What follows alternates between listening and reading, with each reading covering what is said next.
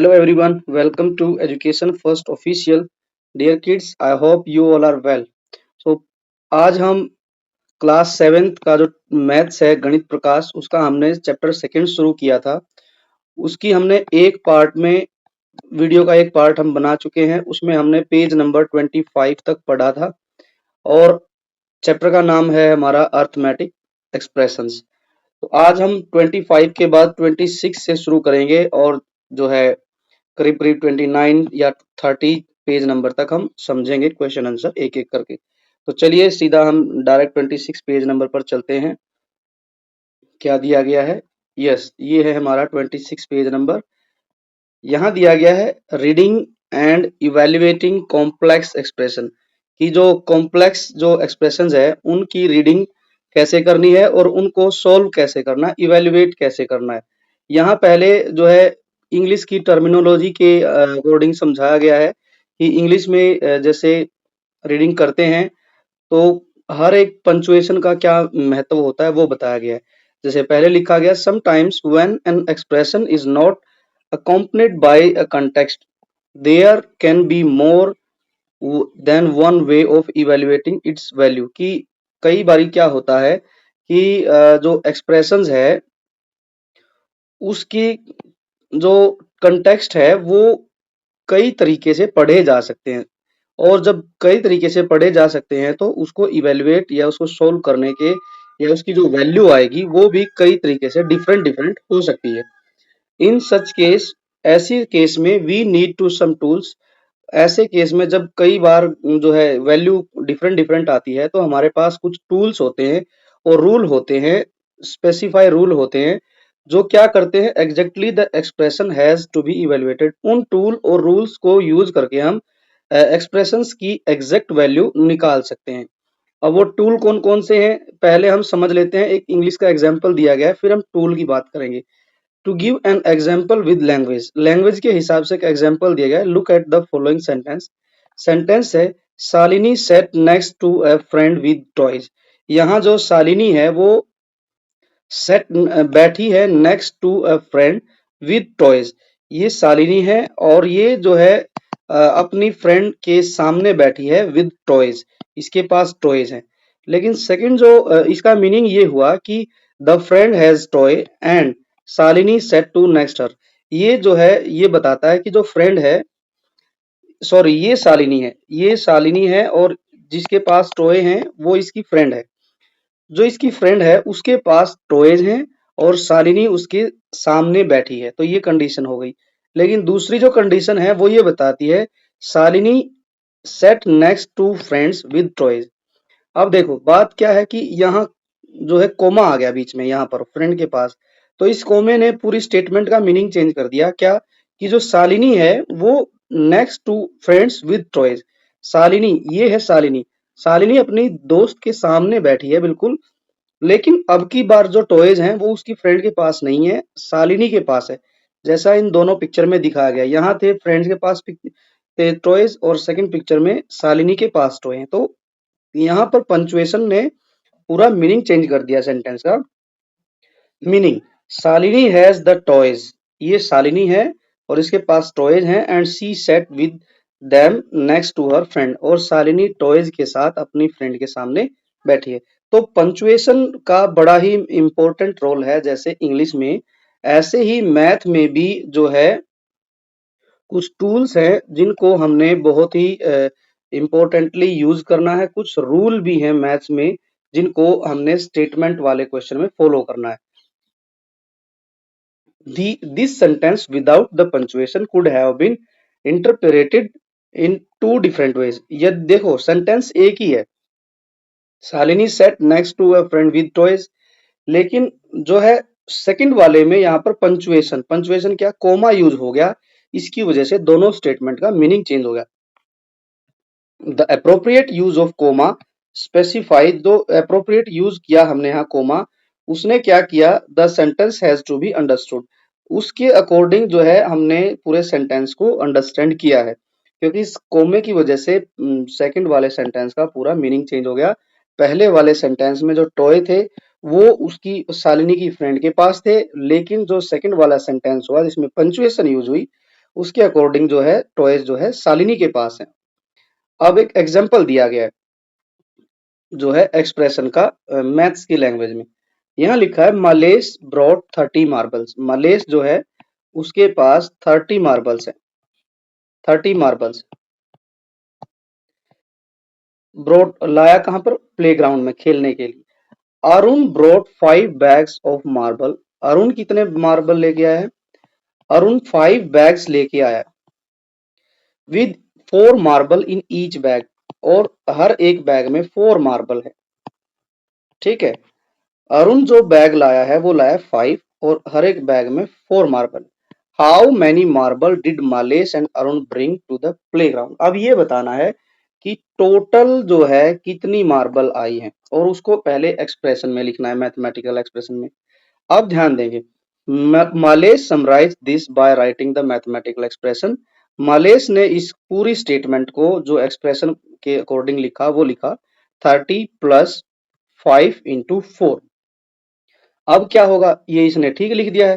ठीक है, क्योंकि मलेश के पास 30 थी और अरुण कितनी लेके आया? 5 बैग, और हर एक में 4 मार्बल थी। लेकिन अब गड़बड़ क्या हो गई? Without knowing the context behind the expression, Purna found the value of expression is to be 140। Purna जो थी उसको जो है कंटेक्स्ट समझ नहीं आया। ठीक है ना, ये लिखा है without knowing the context of behind the expression. Purna को जो एक्सप्रेशन मालेश ने लिखी 30 प्लस 5 इंटू 4, इसके पीछे का रूल नहीं समझ आया पूर्णा को। तो उसने क्या किया, इस जो है एक्सप्रेशन की वैल्यू जो निकाली वो निकाल दी 140। ही एडिड 30 एंड 5 फर्स्ट। उसने क्या किया, जैसे ये लिखा था 30 प्लस 5, तो उसने 30 प्लस 5 करके 35 कर दिया to get 35, and then multiply 35 by 4 to get 40 140। फिर उसके बाद इसने मल्टीप्लाई कर दिया। तो इस तरीके से पूर्णा की वैल्यू आई है। Malesh found the value of this expression to be 50। अब मलेश ने क्या किया, 30 था, 30 में प्लस किया था 5 इंटू 4। मलेश ने क्या किया, मलेश ने 5 प्लस इंटू 4 को किया तो 20 आ गया, और प्लस 30 किया तो 50 आ गया। तो ये दोनों के आंसर में डिफरेंस कैसे आ गया, अब ये समझना है हमने। ठीक है, जैसे अभी ऊपर हमने पंचुएशन वाला समझा था कि पंचुएशन जो लगाई तो दोनों का मीनिंग चेंज हो गया, यहाँ भी ऐसे ही है। ठीक है, यहाँ पर पूर्णा जो है वो मैथमेटिकल रूल नहीं जानती थी, उसने डायरेक्ट कर दिया। मालेश जो है वो मैथमेटिकल रूल जानता था एक्सप्रेशन का, इसलिए उसका आंसर 50 आया। He multiplied 5 and 4 first to get 20। उसने क्या किया, पहले 5 और 4 को मल्टीप्लाई किया, 20 आया, देन ऐड किया 20 में 30 तो 50 प्राप्त हुआ। इन दिस केस, इस केस में मालेश राइट है, मालेश का आंसर सही है। हो सकता है बच्चों आपका आंसर भी 140 आए, लेकिन मालेश जो है मैथमेटिकल रूल और कुछ टूल्स जानता है, इसीलिए उसका आंसर सही हो गया। But why did Purna get it wrong? लेकिन पूर्णा का आंसर कैसे गलत हुआ? Just looking at the expression, एक बार फिर से एक्सप्रेशन देखो, 30 plus 5 into 4, it is not clear whether we should do addition first और मल्टीप्लीकेशन। यहाँ जो एक्सप्रेशन लिखी गई है इसमें ये क्लियर नहीं है कि पहले हमें एडिशन करना है या मल्टीप्लीकेशन करना है। Just as punctuation mark are use to resolve the confusion in the language. जिस तरीके से हम लैंग्वेज में इंग्लिश में पंचुएशन मार्क यूज करते हैं, यहाँ भी मैथ में कुछ टूल्स हैं, उनको यूज करके हमें क्लियरिफाई होगा कि पहले एडिशन करना है या मल्टीप्लीकेशन। और मैथ में जो टूल होते हैं वो है ब्रैकेट, ब्रैकेट और notion.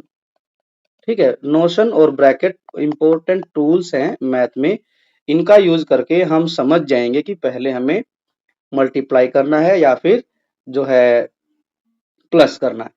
Bracket and notion are term are used in mathematics to resolve the confusion in evaluating expression. Expressions को इवेल्युएट करने के लिए, उनकी कंफ्यूजन को दूर करने के लिए मैथ में ब्रैकेट यूज की जाती है और नोशन यूज की जाती है। इस एक्सप्रेशन को हम कुछ इस प्रकार से लिखेंगे, क्या, 30 प्लस ब्रैकेट लगाएंगे 5 प्लस 4, तो ये हमारी राइट एक्सप्रेशन बन जाएगी। और अब हम जो है समझ जाएंगे कि हमने सबसे पहले जो ब्रैकेट के अंदर जो नंबर दिए गए हैं उनको सोल्व करना है, फिर जो भी वैल्यू निकल के आएगी ब्रैकेट के अंदर से उसको बाहर वाली वैल्यू के साथ प्लस करना है।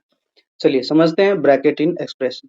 In the expression to be found the number of marble, यदि हमने नंबर ऑफ मार्बल निकालने हैं इस एक्सप्रेशन में 30 plus 5 into 4 we had to first multiply 5 and 4।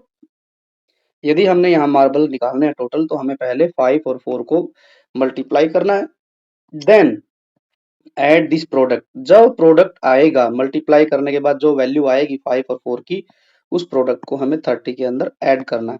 This order of operation is clarified by the use of bracket as follow. तो ये जो operation हमने किया है, ये जो ऑर्डर में हमने जो है इनको सोल्व किया है, ये जो है तरीका हमने ब्रैकेट में यूज करना है। किस तरीके से करना है, जैसे मैंने ऊपर समझा दिया है, 30 प्लस 5 ब्रैकेट में करना है और इंटू 4 फिर ब्रैकेट क्लोज। जैसे हम बच्चों बोर्ड मास फार्मूला में करते हैं, BODMAS। पहले हम ब्रैकेट को सोल्व करते हैं, फिर ऑफ ऑफ मतलब होता है मल्टीप्लाई, फिर ये डिवाइड को सोल्व करते हैं, फिर मल्टीप्लाई, फिर ऐड करते हैं हम, और फिर हम सब्ट्रैक्ट करते हैं। तो ये तरीका चलता है एक्सप्रेशंस में भी। आगे लिखा है व्हेन इवेल्युएटिंग एन एक्सप्रेशन, जब हम एक्सप्रेशन को जो है सोल्व कर रहे हैं, हैविंग ब्रैकेट्स, जिस पर ब्रैकेट लगी है, we need to first find the value of the expression inside the bracket. जब हम किसी एक्सप्रेशन की वैल्यू निकाल रहे हैं तो सबसे पहले हम ब्रैकेट को सोल्व करेंगे। हम पहले ब्रैकेट के अंदर जो नंबर दिए गए हैं उनकी वैल्यू निकालेंगे बिफोर परफॉर्मिंग अदर ऑपरेशन। दूसरी ऑपरेशन मतलब दूसरी जो नंबर है उनको वैल्यू निकालने से पहले। जैसे यहाँ पर दिया गया है फिर से, this expression describe the number of marbles. तो ये जो एक्सप्रेशन थी मार्बल वाली, हम इस तरीके से लिखेंगे 30 प्लस करके 5 इंटू 4। तो 5 इंटू 4 हमारा 20 हो जाएगा, प्लस का साइन आएगा, और 30 प्लस 20 50। तो इस तरीके से हम इसको सॉल्व करेंगे और मालेस का जो आंसर आया था वही आंसर राइट होगा। अब एक और एग्जाम्पल दिया गया है। क्या है example? Irfan brought a packet of biscuit for ₹15। Irfan ने एक पैकेट खरीदा बिस्किट का 15 रुपए का। एंड अ पैकेट ऑफ तूर दाल, एक पैकेट खरीदा दाल का जिसकी वैल्यू थी 56 रुपीज। एक था बिस्किट 15 रुपीज का और एक है तूर दाल, दो चीजें खरीदी। He gave the shopkeeper 100 rupees. अब उसने शॉपकीपर को 100 रुपीज दिए हैं। ठीक है, write an expression that can help us calculate the change Irfan will get back from the shopkeeper. हमने अब इन तीनों जो नंबर हैं इनको यूज करके एक एक्सप्रेशन बनानी है जिससे हमें पता चल सके कि इरफान को कितने रुपए वापस मिलेंगे। तो हम क्या करेंगे, इरफान ने कितने पैसे दिए हैं, 100 रुपीज दिए हैं। 100 रुपीज दिए हैं तो उसमें से हम क्या करेंगे, माइनस करेंगे क्या क्या, ये दो चीजें खरीदी थी उसने। 15 रुपीज का उसने बिस्किट खरीदा था और 56 रुपीज की उसने दाल खरीदी थी। तो दोनों को तो हम प्लस कर देंगे और जो प्लस करने के बाद वैल्यू आएगी उसको 100 में से माइनस कर देंगे। तो इस तरीके से हम ये एक्सप्रेशन लिखेंगे। अब देखो क्या दिया गया है, Irfan spent 15 rupees on biscuit packet and 56 rupees on tur dal. So the total cost of rupees 15 and 56। तो ये होगी हमारी टोटल कॉस्ट, दोनों चीजें जितनी खरीदी। अब दोनों चीजों की जो वैल्यू है उसको हम 100 रुपीज में से माइनस कर देंगे तो वो हमारी एक्सप्रेशन बन जाएगी। और यदि इसकी वैल्यू निकालनी है तो हम वैल्यू भी निकाल देंगे।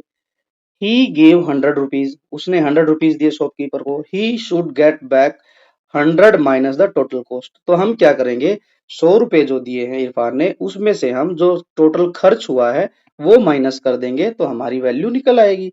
Can we write the expression as, क्या हम इसको एक्सप्रेशन को इस तरीके से लिख सकते हैं, 100 माइनस 15 प्लस 56, क्या हम लिख सकते हैं?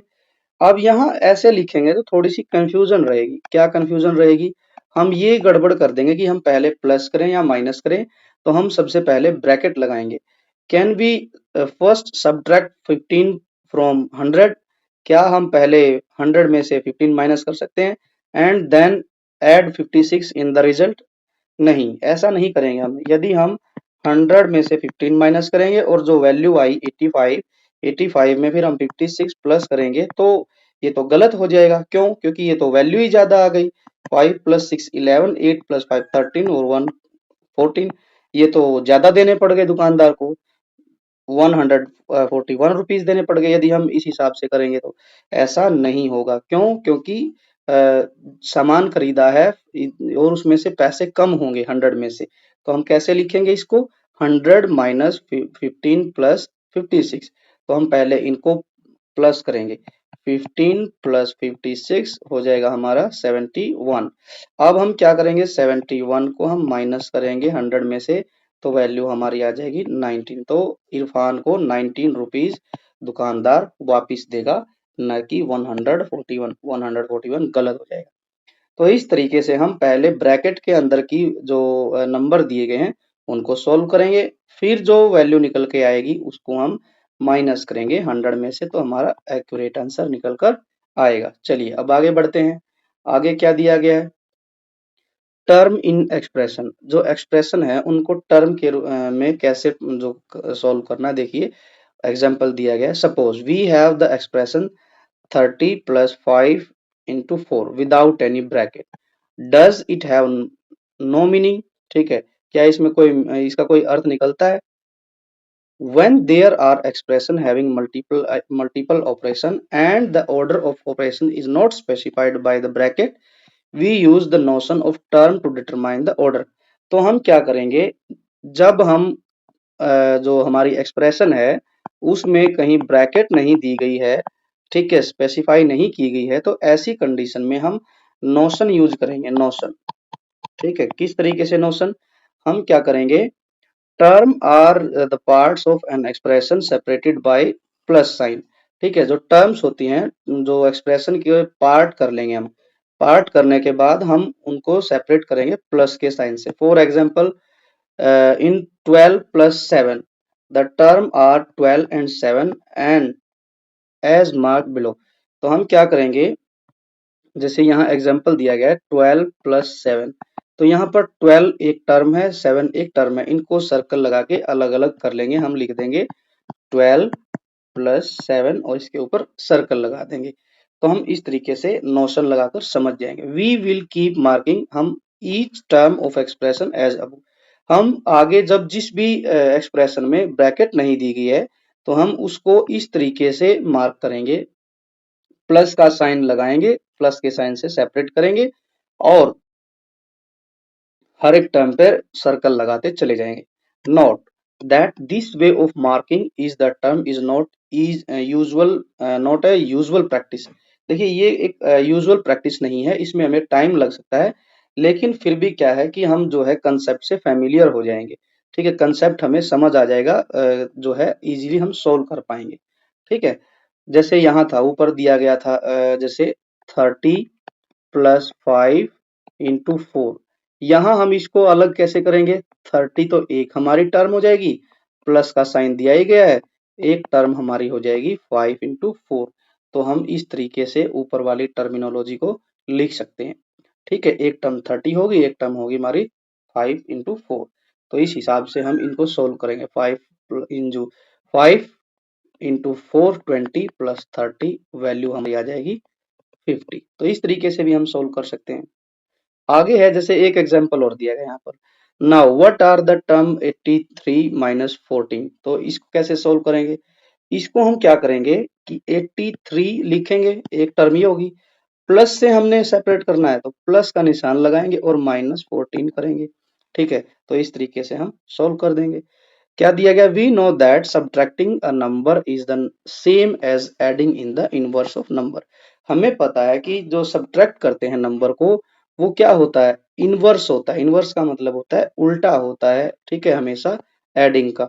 ये हमें जो -14 लिखा है, ये इनवर्स है किसका? उल्टा है किसका? +14। ठीक है, +14 का उल्टा क्या है? -14।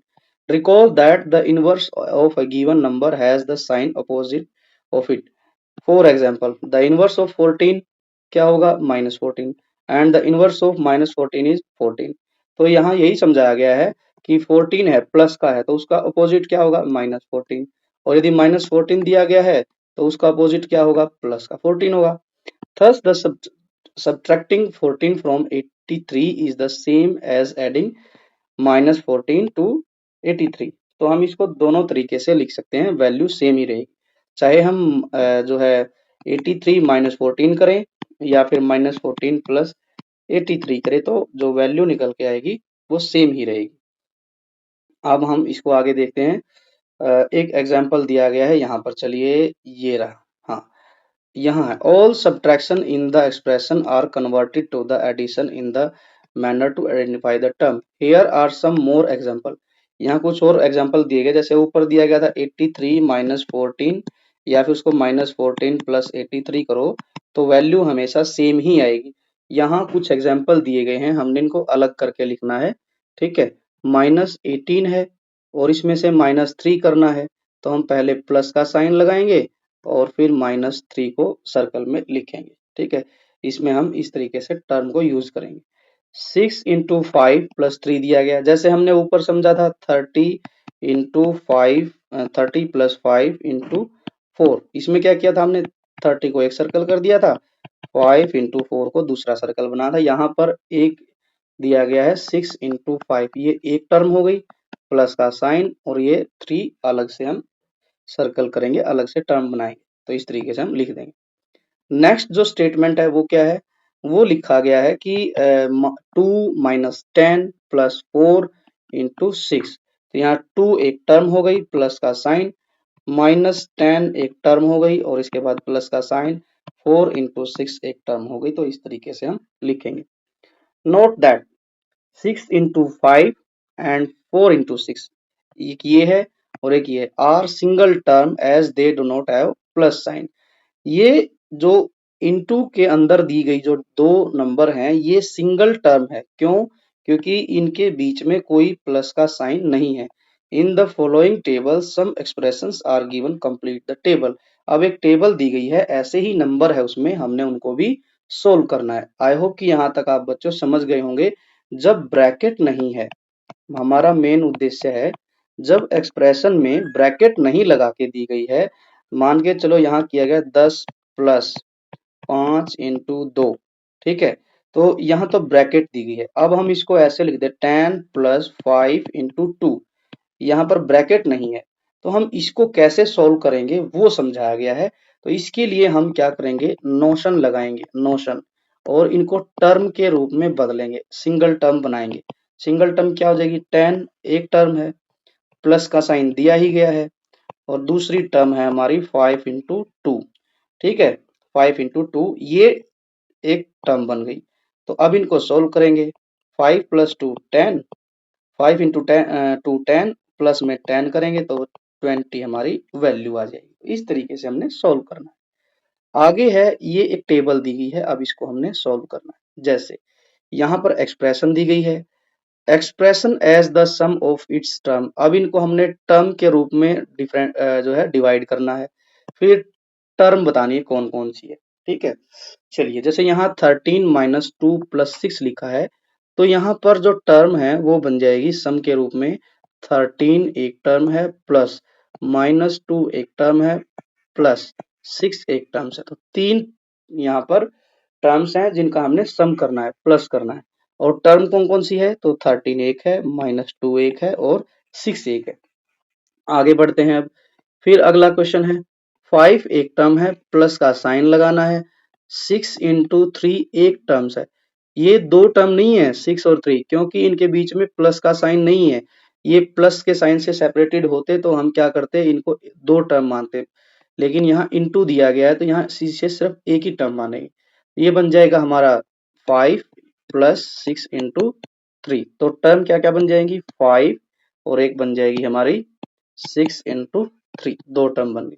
अगला क्वेश्चन है, इसमें हम लिखेंगे 4, 15 और माइनस 9। टर्म कौन कौन सी बन जाएंगी, 5, 15 माइनस 9। यहाँ कौन कौन सी टर्म है, यहाँ पर इसका ध्यान रखना है, इंटू वाली सिर्फ सिंगल टर्म बनेगी। तो हम लिखेंगे -23 माइनस 2 इंटू 4 एक टर्म हो गई। इसके बाद है प्लस करेंगे 16 एक टर्म हो गई, तो यहाँ तीन टर्म हो जाएंगे। यहाँ हम इसको ऐसे लिखेंगे 23 माइनस 2 इंटू 4 और यहाँ पर 16, तो टर्म कौन सी हो जाएंगी, 23 माइनस 2 इंटू 4 और 16, ये हमारी टर्म बन जाएंगी। ऐसे आगे दिया गया है तो आगे 28 प्लस 19 प्लस माइनस 8, तो टर्म हमारी होगी 28 और दूसरी है 19, तीसरी है -8। तो इस तरीके से हमने इन सभी एक्सप्रेशन को टर्म के रूप में लिखना है। आगे क्या लिखा है, now we will see how term are use to determine the order of operation to find its value. तो किस तरीके से हमने इनका ऑर्डर डिसाइड किया ऑपरेशन का और हमने इनकी वैल्यू निकाल दी। वैल्यू निकालनी तो क्या करेंगे हम, जैसे पहले की वैल्यू निकालनी है यहाँ पर, तो हम क्या करेंगे, 13 है, 13 में से -2 करेंगे तो हो जाएगा 11, 11 प्लस 6 17, ये वैल्यू आ जाएगी। इस तरीके से आप वैल्यू निकाल सकते हैं। सेकंड वाले की निकालनी है, यहाँ दिया गया है ये इस तरीके से हमारी एक्सप्रेशन है, तो पहले हम इनटू करेंगे, 6 3 जा 18, 18 प्लस 5 तो 23 हो जाएगा। ठीक है, जब हम एक्सप्रेशंस को हम ऑर्डर में लगाकर प्लस के साइन से सेपरेट करके सोल्व करते हैं तो हमारे लिए और भी इजी हो जाता है, जैसा ऊपर टेबल में दिया गया है। ठीक है, does changing the order in which the term are added give different value, बिल्कुल नहीं। चाहे हम इन टर्म को कैसे भी लिख ले, जैसे एक एग्जांपल है नीचे दिया गया है, ये है हमारा, चाहे आप इसको इस तरीके से लिखो, ठीक है बच्चों, चाहे पहले जैसे दिया गया कैसे भी लिखो, वैल्यू हमेशा सेम ही आएगी। अब है अगला क्या दिया गया है, आगे है स्वैपिंग एंड ग्रुपिंग। अब हमने स्वैप करना है और ग्रुपिंग करनी। स्वैप मतलब होता है कि उल्टा करके लिखना है, ठीक है, और या फिर ग्रुपिंग करके लिखना है, तो क्या एक्सप्रेशन की वैल्यू सेम रहेगी, देखते हैं चलिए। Let us consider a simple expression having only two terms. तो यहाँ लिखा है कि चलिए कंसीडर करते हैं, एक सिंपल एक्सप्रेशन है जिसमें सिर्फ टू टर्म है, उसको हम लिखते हैं पहले एक बार, और जो है उसको फिर हम सोल्व करेंगे। जैसे यहाँ दिया गया है, Madhu is flying a drone from the terrace. Madhu क्या कर रही है, एक ड्रोन को छत से उड़ा रही है। The drone goes 6 metre up, पहले ड्रोन गया 6 मीटर ऊपर, एंड देन डाउन, फिर आया नीचे कितना, 4 मीटर नीचे आ गया। ठीक है, write an expression to show how high the final position of the drone from the terrace. ये बताना है कि पहले तो गया वो 6 मीटर ऊपर, फिर वो नीचे आ गया 4 मीटर। ठीक है, तो ये बताओ पहले तो कि एक्सप्रेशन क्या बनेगी उसकी, और एक्सप्रेशन बनने के बाद फिर उसकी वैल्यू निकालनी है। तो दोनों चीजें बतानी है। देखो एक्सप्रेशन में क्या होगा, पहले तो गया है 6 मीटर अबोव, ठीक है, और फिर वो 4 मीटर नीचे आ गया। ठीक, तो ये हमारी एक्सप्रेशन बन गई, the drone is 6 minus 4 equal to 2 metre above from the terrace. बिल्कुल सही है, क्यों, 6 में से 4 माइनस करेंगे तो क्या हो जाएगा, 2 हो जाएगा। Write it as sum of the term. यदि हमने इसको प्लस का निशान लगा के लिखना है तो हम इसको ऐसे लिखेंगे, 6 प्लस फिर गोले में -4 कर देंगे। ठीक है, जैसे यहाँ लिखा गया 6 प्लस -4, वैल्यू कितनी आ जाएगी, 2 आएगी। Will the sum change if we swap. Swap का मतलब होता है यदि हम एक्सप्रेशन की वैल्यू को मतलब टर्म को उल्टा करके लिखेंगे तो क्या वो उसकी वैल्यू चेंज होगी। जैसे यहाँ लिखा गया है -4 प्लस 6, तब भी कितना आएगा, 2 ही आएगा। क्यों, क्योंकि माइनस की वैल्यू जो है छोटी है और प्लस के जो 6 है वो टर्म जो है वो नंबर बड़ा है, तो बड़े में से छोटा घटाएंगे तो हमेशा बड़ा वैल्यू बचेगी। तो इस तरीके से फिर भी जो है यहाँ भी 2 रहा था वैल्यू एक्सप्रेशन की, नीचे भी। तो हम कह सकते हैं कि जब हम एक्सप्रेशन की जो नंबर्स दिए गए हैं उनको यदि हम चेंज करते हैं, स्वैप करते हैं, तब भी हमारी वैल्यू सेम ही रहेगी। आगे क्या लिखा है, will this also hold when there are term having negative number. क्या जब नेगेटिव नंबर यूज करेंगे एक्सप्रेशन में तो क्या जो वैल्यू आएगी तब भी सेम रहेगी, तो यस तब भी सेम रहेगी, ऐसा नहीं है कि तब बदल जाएगी। इसका भी हम एग्जांपल देख लेते हैं। Take some more expression and check. Okay जी, यहाँ लिखा है, क्या लिखा है, ओके पीछे ही जाना है, हमने पीछे जाएंगे तो हम यहाँ लिखेंगे कि सपोज दैट हमने लिखा यहाँ पर दोनों टर्म लिखनी है। जैसे ऊपर तो एक टर्म प्लस की थी एक माइनस की थी, हम यहाँ लिख देते हैं माइनस का 10 ठीक है, प्लस करके और लिखेंगे हम माइनस के 5। ठीक, तो अब ये बताओ कि जो है वैल्यू क्या आई, माइनस के 10 में यदि हम माइनस के 5 ऐड करेंगे तो हमारी वैल्यू आएगी माइनस के 15। अब इनको स्वैप करते हैं, माइनस 5 प्लस माइनस का 10, तब कितनी हो जाएगी वैल्यू, माइनस के 5 में माइनस का 10 प्लस करेंगे तब भी माइनस 15 हो जाएगी। तो स्वैप करने के बाद में भी हमारी जो वैल्यू आ रही है वो सेम ही है, सेम है, there is no change, no change after swapping the negative number.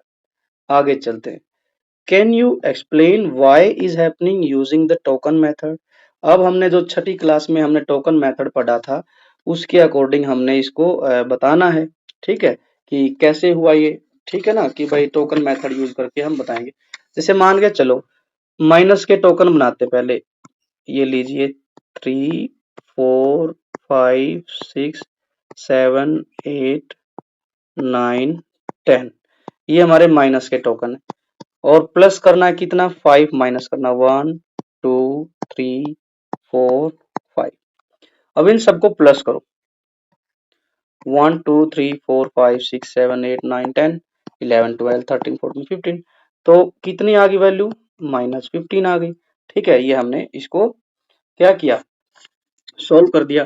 ठीक है, तो हमने प्रूव किया, क्या प्रूव किया, the result is, the result is same, the result is same, ठीक है ना, the result is same even on swapping negative number. ठीक है, ये हमने प्रूव करके दिखाया टोकन मेथड से। ठीक है जी, आगे है thus in an expression having two number, इसलिए कि जो एक्सप्रेशन है जिसमें दो नंबर हैं, swapping them does not change the value. ठीक है, कि जिसमें दो टर्म है यदि हम उनको स्वैप करते हैं तो उनकी वैल्यू में कोई चेंज नहीं आता है, चाहे हम ऐसे 5 प्लस 2 लिखें या फिर 2 प्लस 5 लिखें तो रिजल्ट विल बी सेम। जैसे यहाँ दिया गया, now consider N expression having three terms, अब यहाँ आ गई थ्री टर्म्स। ठीक है, थ्री टर्म्स की वैल्यू निकालते हैं, ये दिया गया है -7 प्लस 10 प्लस -11। अब इसकी वैल्यू हमने निकालनी है, पहले देखते हैं, use add these term in the following two different methods. Okay, एक तो ये लिखा ही गया है, ठीक है, इसको हमने दो तरीके से लिखना है। तो ये एक तो हो गया हमारा -7 प्लस 10 प्लस -11। अब दूसरे तरीके से कैसे लिख सकते हैं हम इसको, इसको लिख सकते हैं -7 प्लस, ठीक है, जो है -10 और प्लस -11। पहले में क्या किया हमने, दो टर्म को, फर्स्ट टू टर्म्स को सर्कल कर दिया। सेकंड में क्या किया हमने, जो सेकंड और थर्ड नंबर था उनको प्लस करके लिख दिया। ठीक है, तो इस तरीके से हम इसको टू डिफरेंट वेज में लिख सकते हैं, adding the first two term and then add the their sum into the third number. तो ये हमने पहली में किया। अब क्या करना है, हमने लास्ट टू टर्म को ऐड करना है और क्या करना है, फिर जो टू टर्म्स का जो है वैल्यू आएगा उसको हमने फर्स्ट वाली में प्लस कर देना। व्हाट डू यू सी, क्या देखते हैं, the sum are the same in both. Yes, same ही रहेगा, कैसे, जैसे पहले वाली है, यहाँ पर माइनस का 7 है प्लस का 10 है तो वैल्यू हमारी आएगी 3। 3 प्लस -11 करेंगे तो वैल्यू हमारी आएगी -8। ठीक है, इसको आप टोकन मेथड से भी कर सकते हैं, कैसे, प्लस का 3 टोकन बनाएंगे और प्लस का साइन है, माइनस के टोकन बनाएंगे 11। ये लीजिए 1 2 3 4 5 6 7 8 9 10 11।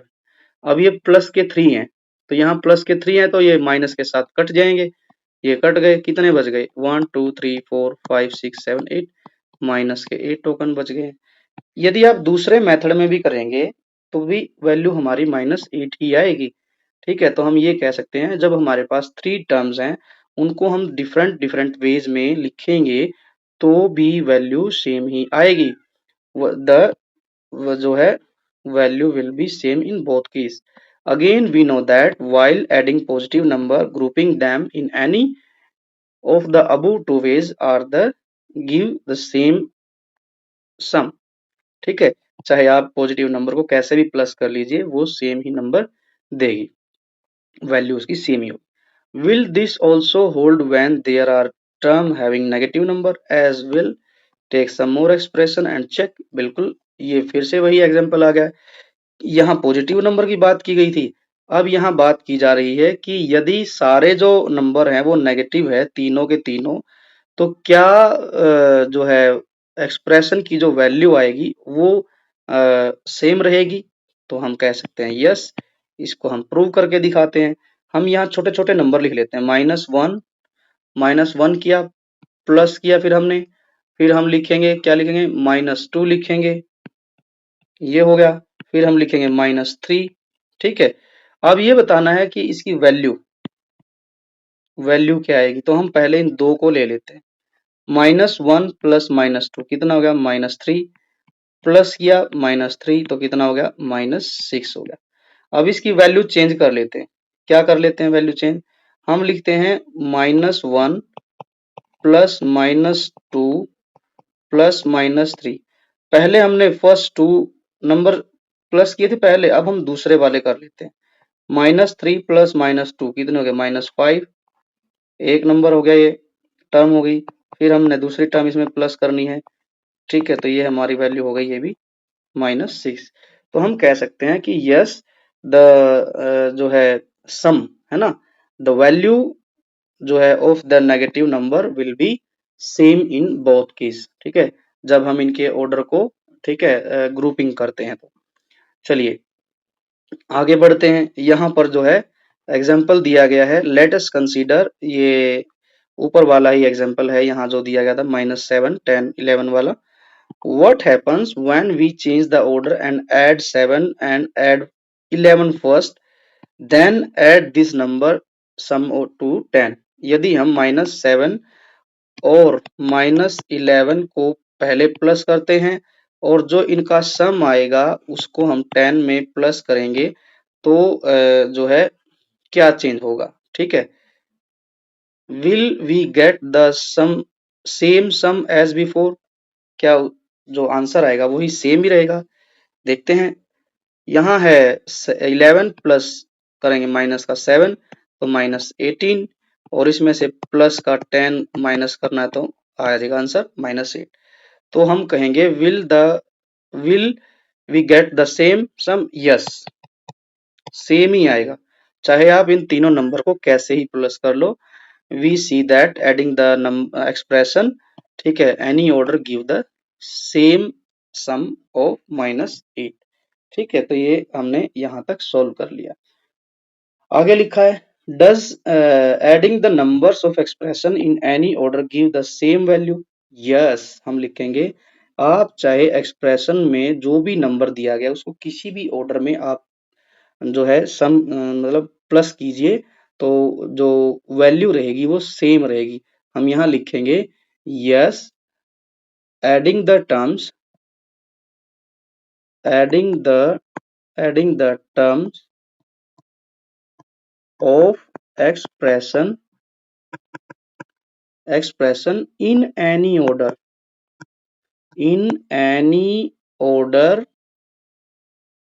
the sum order the same value।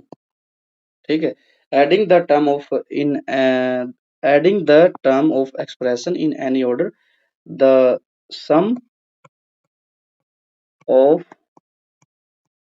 term will be the same value। तो ये हम लिख देंगे। ठीक है, आगे लिखा है, can you explain why this is happening using the token method? तो टोकन मेथड को यूज करके हम इसको बता सकते हैं। कैसे लिखेंगे हम? जैसे हम फिर से छोटे छोटे नंबर ले लेते हैं। यहाँ पर माइनस का 2 लिया, एक प्लस का 4 लिया, एंड देन हमने एक नंबर लिया 3। ठीक है, तो ये हमने नंबर ले लिए। पहले हम इनको फर्स्ट टू का हम बनाते हैं पेयर। ये हो गया हमारा माइनस के 2 प्लस का 4, तो वैल्यू आई हमारी माइनस की 2, क्योंकि बड़ा नंबर क्या है 4। अच्छा, इसको टोकन मेथड में लिखना है, सॉरी टोकन मेथड में लिखना है, तो हम पहले माइनस के 2 टोकन बनाएंगे, ये हो गया। फिर हम क्या करेंगे, प्लस के 4 टोकन बनाएंगे, ये हमारे टोकन हो गए 4 के। ठीक है, अब हमने देखा कि यहाँ 3 लिख देते हैं।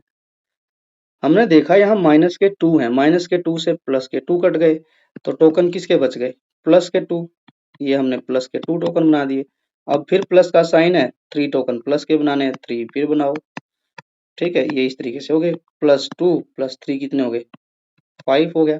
तो ये आंसर आ गया। अब इसको आप कैसे भी लिखो, कैसे मतलब, फिर से एक एग्जांपल यही सेम लेते हैं, ये हो गया हमारा। अब हम जो ग्रुपिंग करेंगे लास्ट के 2 की करेंगे, तो क्या बन जाएगा, ये प्लस का 4 बनाना है हमने, तो हम टोकन बनाएंगे, ये टोकन हो गए हमारे प्लस के 4 के।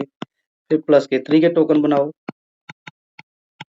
ठीक है, कितने हो गए, 4 प्लस 3 7 टोकन हो गए। 7 टोकन में से माइनस 2 कर दो, अब प्लस का निशान लगाओ, माइनस के 2 कर दो, ये 2 काट दो यहाँ से, 1 और 2, 4 प्लस 1 कितनी वैल्यू आ गई, 5। तो यहाँ भी 5 वैल्यू आई थी, यहाँ भी 5 वैल्यू आई। तो इस तरीके से हम कह सकते हैं कि आप एक्सप्रेशन की जो टर्म है, आप उसको किसी भी ऑर्डर में आप जो है ऐड कीजिए, वैल्यू हमेशा सेम ही आएगी। तो आई होप कि आप यहाँ तक समझ गए होंगे और एक एक क्वेश्चन आपको अच्छे से समझ आया होगा। बेसिकली बच्चों यही बताया गया है कि टर्म जो है एक्सप्रेशन की, आप उसको किसी भी ऑर्डर में ग्रुपिंग कीजिए और स्वैप कीजिए, लेकिन वैल्यू जो होगी वो सेम आएगी। और दूसरी बात है, उसको एक्सप्रेस करने के लिए यहाँ टोकन मेथड का यूज किया गया। ठीक है, टोकन मेथड से भी हम इजीली निकाल सकते हैं। आई होप कि यहाँ तक आपको ये समझ आ गया होगा। हमने आज page number I think page number 32 तक सोल्व किया है। इससे आगे का पेज नंबर हम नेक्स्ट वीडियो में कवर करेंगे। तो यदि वीडियो अच्छी लगी है तो वीडियो को आप लाइक कीजिए और दोस्तों के साथ ज़्यादा से ज़्यादा शेयर कीजिए। Education first official YouTube channel को आप जो है सब्सक्राइब करिए और इसके अलावा press the bell icon so that you will get the notification of upcoming videos. Now we will meet in the next video. Till then, take care and bye bye.